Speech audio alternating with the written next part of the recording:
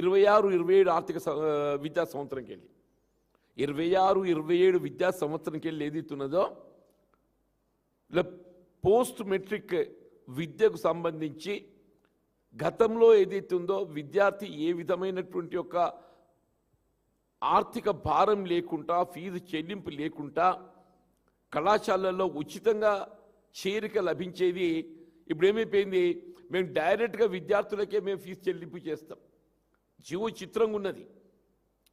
GO ఏమంటుంది, మేము డైరెక్ట్గా విద్యార్థులకు ఫీజు చెల్లింపు చేస్తామని చెప్పంటుంది. ఆ ఫీజు చెల్లింపు చేస్తామని ఎప్పుడు అది నిర్దిష్టంగా లేదు. మీరు విద్యార్థులకు చెల్లింపు చేసే ఫీజు ఏదైతున్నదో మీరు సరైన సమయంలో చెల్లింపు చేయగలిగితే అసలు సమస్య లేదు. మీరు సరైన సమయంలో చెల్లింపు చేయలేకపోతూనే ఈ సమస్య అంత ఉత్పన్నమవుతుంది. ఇలా విద్యార్థులు ఆ నిరుపేద వర్గాలు ఏదైతుందో వాళ్ళ కళాశాలలో ఫీజు చెల్లించుకునే స్తోమత కలిగి ఉన్నట్టయితే అసలు ఈ సమస్య ఉత్పన్నం కాదు.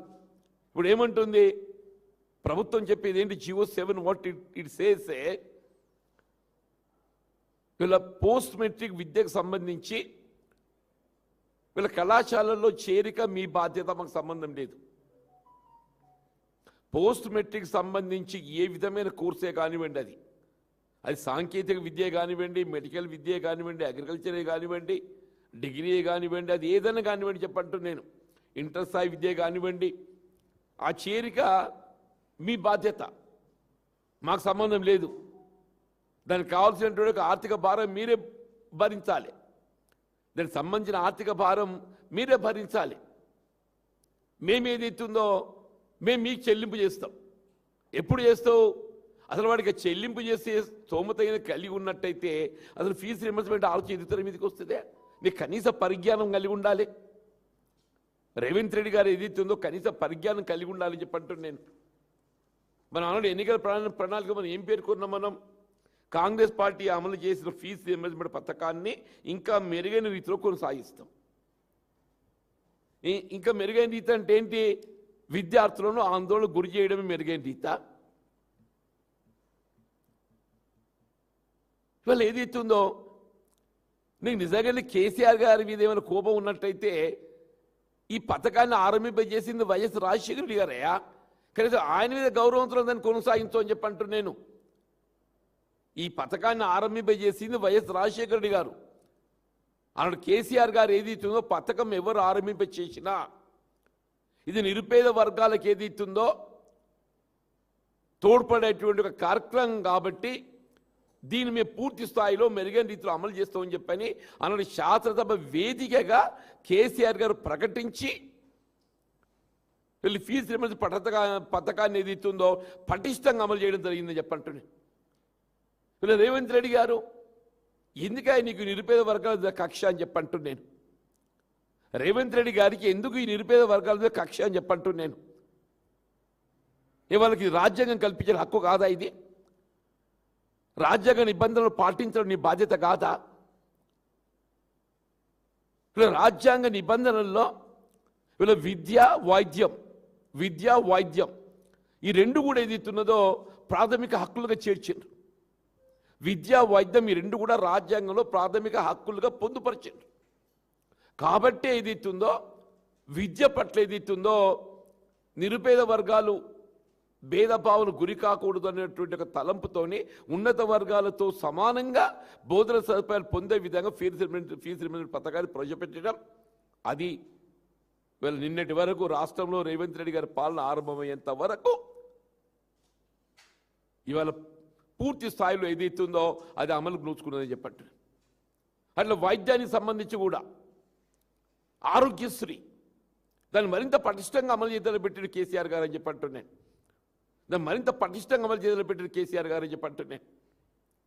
ఇప్పుడు తెలంగాణ రాష్ట్రం ఏర్పడ్డ నాడు ఏదైతుందో 10 జిల్లాలతో ఉన్నటువంటి ఒక తెలంగాణ రాష్ట్రాన్ని 23 జిల్లాలు అదనంగా ఏర్పాటు చేసి, అంటే 23 + 10 33 జిల్లాలు ఏర్పాటు చేయడంతో ఏదైతుందో 33 జిల్లాలలో ఇవాళ వైద్య విద్యా కళాశాలలు 33 జిల్లాలలో వైద్య విద్యా కళాశాలలు ఈ వైద్య విద్యా కళాశాలలు ఏర్పాటు చేయడంతో ఏదైతుందో ఈ 33 జిల్లా కేంద్రాలలో సూపర్ స్పెషాలిటీ వైద్య విభాగాలు ఏర్పాటు చేయగలిగే అవకాశం, సూపర్ స్పెషాలిటీ వైద్య సేవలు ఏర్పాటు చేయగలిగే అవకాశం పొందడంతో ఎక్కడికక్కడ వైద్య సేవలు ఏదైతుందో నిరుపేద వర్గాలు ఉచితంగా వైద్య సేవలు పొందేటువంటి యొక్క మార్గాన్ని కేసీఆర్ గారు ఏదైతుందో మరి ఏర్పాటు చేయడం జరిగిందని చెప్పంటున్నాను.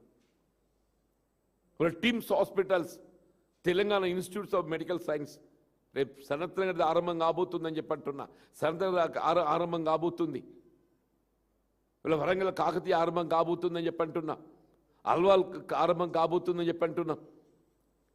అంటే అటువంటి కార్యక్రమాలు ఇవాళ కేసీఆర్ గారు ఏదైతుందో ఆరంభింపచేసి తెలంగాణ రాష్ట్రాన్ని ఏదైతుందో దేశంలోని అగ్రగామిగా నిలిపితే ఇలా రేవంత్ రెడ్డి గారు ఏం చేస్తున్నారు, కేసీఆర్ గారు చేసిన మంచి పనులు కనబడకూడదు చేయాలి.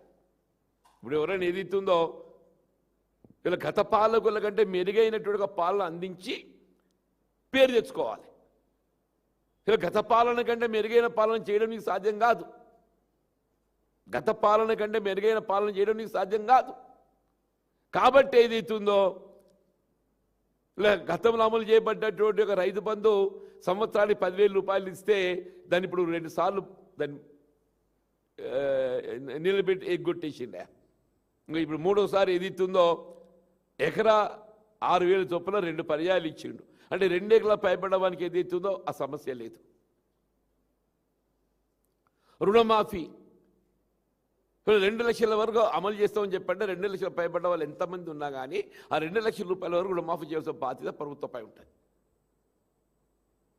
2 లక్షల పైబడ్డ వాళ్ళకి అని చెప్పని అది ఎగ్గొట్టేసిండు అని చెప్పి అంటున్నా.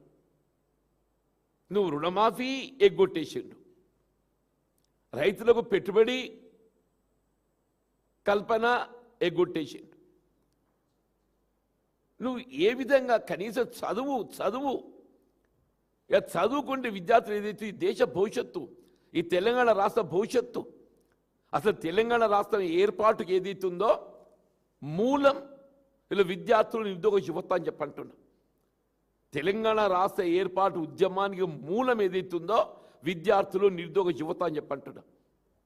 అన్నాడు కేసీఆర్ గారు ఏదైతుందో ఉద్యమ నేతగా ఈ తెలంగాణ ప్రాంత భవిష్యత్తు తీర్చిదిద్దాలనేటువంటి ఒక సంకల్పంతో మెరుగైనటువంటి ఒక విద్యా బోధన సదుపాయాలు తెలంగాణ ప్రాంతంలో కల్పింప చేయాలనేటువంటి ఒక తపనతోని ఈ ప్రాంతంలో నిరుద్యోగ యువతకు ఏదైతుందో ఉద్యోగ ఉపాధి అవకాశాలు మెరుగుపరచాలని తపనతో ఏదైతుందో అని తెలంగాణ రాష్ట్రం ఏర్పాటుకు ఉద్యమించి రాష్ట్రాన్ని సాధిస్తే అది చివరికి ఏమైందే, ఏదో శాస్త్రం ఉంది ఈయన కాచి నక్కల పాలు చేసినట్టు అయిపోయిందా. ఏమంత మెరుగైన పాలని చెప్పారు రేవంత్ రెడ్డి కూసురుడు దొర